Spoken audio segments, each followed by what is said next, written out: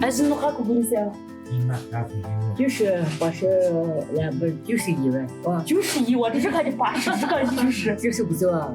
Nós temos uma brincadeira que o lugar mais perigoso para você ver o mundo é de trás da sua mesa. Sentado atrás da sua mesa, você está no seu mundo, com a sua visão, você está vendo as coisas através das suas lentes. E para realizar inovação, para realizar transformação de qualquer tipo, você precisa sair daí e ir a campo. Você precisa explorar sistemas, pessoas, locais, modos de pensar, paradigmas diferentes do seu. Só assim que você abre verdadeiramente o seu olhar por uma forma nova. E aí depois você volta com os insights, com esse olhar modificado para você retornar ao seu projeto, ao seu objetivo. A etnografia, ela nasce na antropologia como a ciência do estudo pela observação direta de costumes, de povos, e ela é emprestada para o mundo da inovação nesse sentido, de você oxigenar a sua forma de ver e a sua forma de atuar. A ascensão ao poder significa menos trabalho, significa ter mais pessoas subordinadas a você. Então é isso que todo mundo almeja, poder. E o conceito de poder vai mudar nessas duas sociedades. Na nossa, no modelo patriarcal que conquistou o mundo, para o modelo Mosul mais horizontalizado. Então eu preciso entender o modelo horizontal em que eu tenho uma figura assim central, mas a chave é o modelo de subordinação e opressão. Ela não oprime para ter o poder. E aí está uma habilidade que nós temos que aprender, e acho que é o grande desafio do líder dos próximos séculos. Não tem jeito, não tem como fugir disso.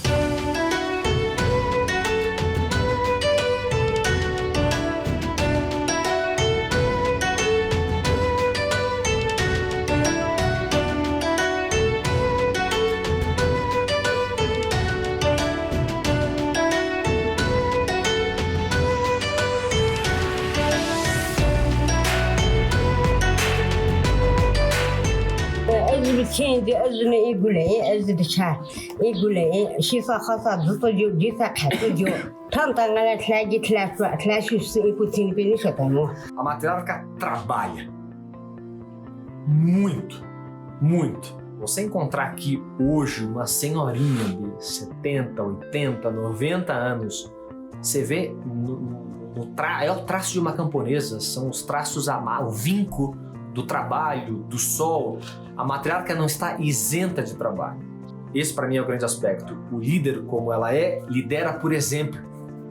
Ela não está sentada num trono com uma sultana, uma rainha, como nós conhecemos. Isso na história em alguns momentos aconteceu, uma ou outra mulher ascendeu à posição masculina de liderança e oprimiu também. Tem o seu valor, eu gosto da história dessas mulheres, mas eu estou falando de outra coisa. ¿En qué se apoyó la sociedad patriarcal? En el poder del dinero. ¿Por qué hoy las mujeres está cambiando, pero todavía están luchando para obtenerlo? Porque en puestos iguales la mujer gana menos en muchas empresas y le cuesta mucho más ocupar cargos de dirección o algo así. ¿Por qué? Por pensar que es incapaz o por pensar que es demasiado capaz. Y tal vez eso saque la participación del hombre. No es así, no va a ser así. Va a ser de crecimiento para ambos. Pero hay algo que es atávico, que está dentro, que ya se transformó en un paradigma muy fuerte que va a ir cambiando con el tiempo, pero que me parece que viene un poco por ahí. Now it's my grandma managed, but now she didn't want to manage anymore. Now it's more like this. Everybody, they can make their own money. If they have enough money to spend, then they will give some money for grandma. If not, it's okay. Because before, some people make the money, some people not. So this is the happen. Everybody save some money for grandma. But now is everybody can save some, make some money. They spend their own money. But now my aunt is have her sons and daughters and my uncles sometimes give some money to her, because in the village there's maybe people die, maybe people sick, maybe in the village need something to do. Then she need help some money that she will pay because she's all the time in the home. And others, they don't. If something happened in the home, everybody will put money together to do. So this is more easy. Like before is no, somebody can make money, somebody not. Then somebody work in the home, somebody work in the outside. Make money is they bring the money to grandma, then they share. But now almost everybody can make some money, their own money. Ela é uma gestora de algo, ela não manda porque aquilo não é dela exclusivamente e ela precisa do clã. O clã ocupa, o clã administra e ela está gerindo essas pessoas. Essa é a diferença. Ou seja, num clã matriarcal, numa estrutura de família matrilineal, eu preciso dos integrantes juntos. A matriarca sozinha não tem o que fazer. Né? O indivíduo sozinho não tem o que fazer numa propriedade. Propriedade exige trabalho exige pessoas. Eu preciso de equipe. Hoje se fala muito entre equipes, né? Gerenciar equipes. E é verdade, coletivamente você tem um poder muito grande. A questão é, num modelo em que essa propriedade vai ser passada para alguém, eu tenho um choque de famílias. Eu tenho um conflito de famílias. A estrutura que nós geramos faz com que famílias distintas, para preservar o patrimônio, se unam. Ou seja, o vínculo que elas precisam ter é patrimonial. Curiosamente, a estrutura do patrimônio, né? O patrimônio vem dessa base patriarcal, ou seja, eu junto duas famílias. Qual a relação dessas pessoas? Em primeiro lugar, o que é? É a manutenção ou a expansão da propriedade. Numa cultura Mosul, você pode não ter a expansão da propriedade. Será que eu quero mais terra? É mais trabalho. Será que a família precisa... Quantos integrantes nós temos na nossa família, na estrutura Mosul? Quanto que eu consigo trabalhar essa terra? É isso que vai gerenciar. Não é uma sede demais de poder, de acúmulo. Que por um lado, você pode chamar isso de desenvolvimento, por outro lado, não. Tradicionalmente, a gestora do dinheiro e a gestora da casa, a gestora da família, é a matriarca. Com uma prosperidade maior, a dinâmica da distribuição do dinheiro mudou, mas a essência continua a mesma. A gestora continua sendo a matriarca, as decisões continuam vindo dela. Nessa estrutura, tomar as decisões traz poder, e o poder ele é acompanhado por ser responsável pelo cuidado. Quem tem poder é responsável por cuidar dos demais, e daí que vem o respeito.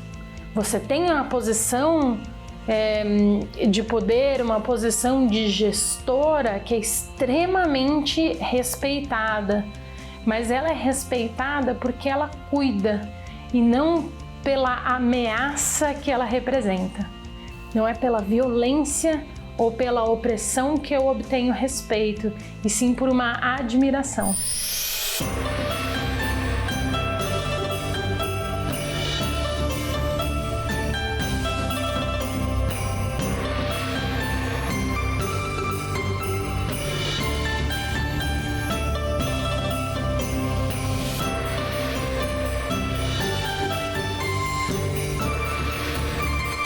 Most of the time in Mosul culture, we said the youngers are work more than the oldest one. You know, in my family, I'm the youngest one, but if I come back in the home, I work. My cousins come back, they work more than me. So, I mean, of course, not youngers like babies. If they can work, the youngers always, of course, my grandma didn't move. She can now, in her age, she can do something she wants. Nobody will tell her you should do this. Nobody. It's not loud. You know, she can tell people say that you do. Also, if you want people to do something, maybe you want to bring the chairs and something, you only can tell the people younger than you. If for me is now I can tell my mom and my aunts, you do this, you help me do this, okay, because now I'm pregnant or special.